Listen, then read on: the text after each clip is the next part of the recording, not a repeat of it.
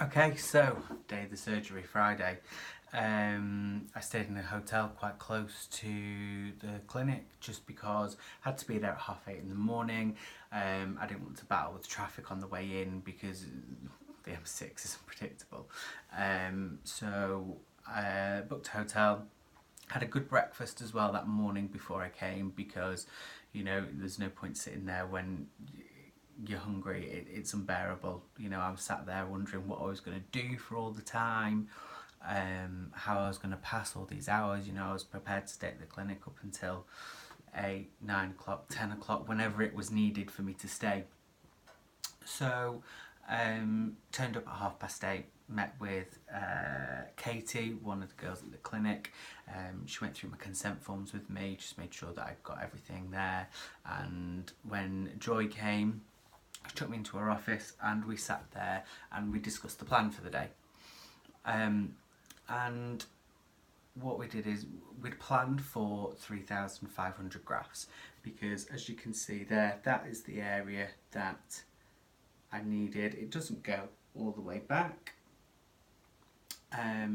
So it was just the front area, and for me, what I wanted it thick. I've seen many people who've had it done abroad, and they've literally done 1,200 grafts, 1,500 grafts, 2,000, and they've filled the whole of the head with it. And as it's developed, it just looks really thin, and that's not what I wanted.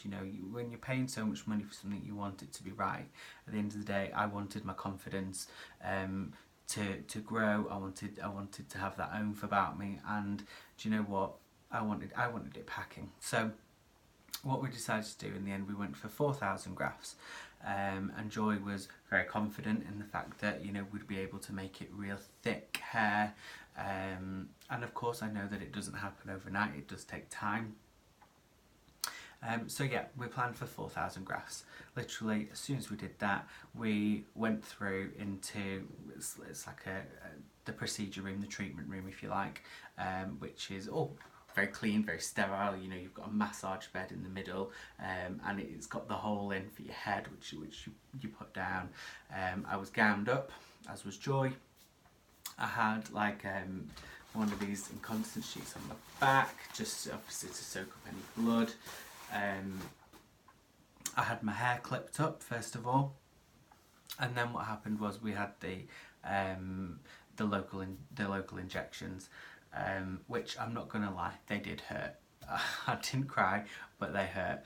I was a little bit vocal, don't get me wrong, but it wasn't unbearable.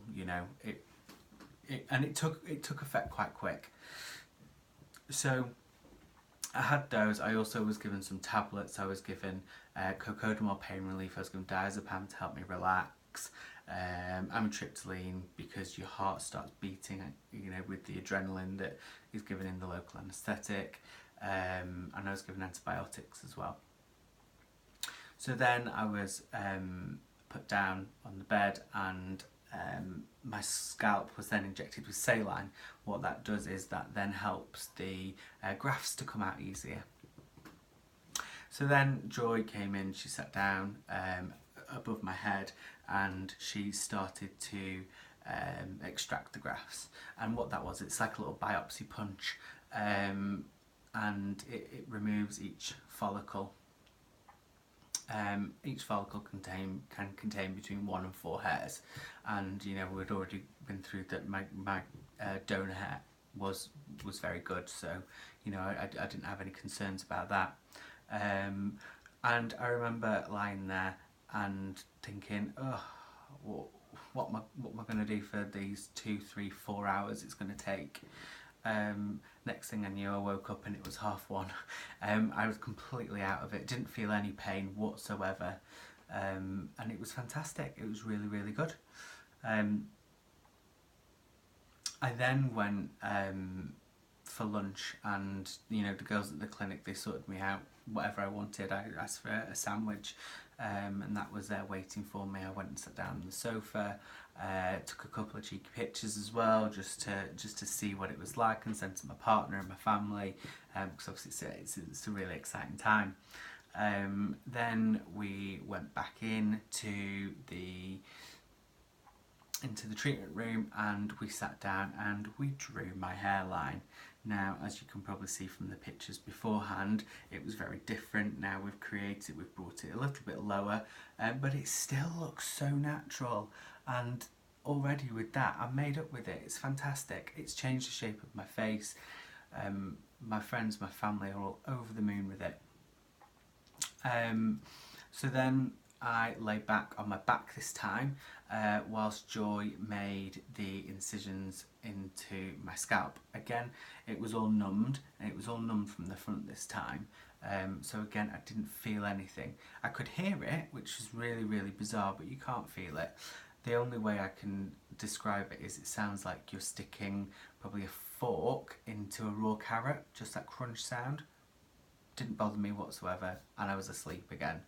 Next thing I knew, I was being woken up. Quick toilet break, and then Ali, her wonderful technician, came in and was ready for the implanting. Me being a little bit gory, I wanted to see the follicles beforehand, so she was showing me the ones with the single hairs, which make up the front, and then they go thicker as they go back. So I lay down. I remember Ali put Smooth FM on, and I was literally out for the count again. And I woke up about 7 p.m. Nipped to the loo, phoned my partner to tell him what time we were planning to be collected, which was, you know, probably about 8:30, I think we decided on. And then, yeah, I was given extra pain relief there, so I just did not feel anything. I was a little bit out of it, a little bit dizzy, but just to be expected, you know, after the drugs that I've been given. So we actually finished around 8 p.m.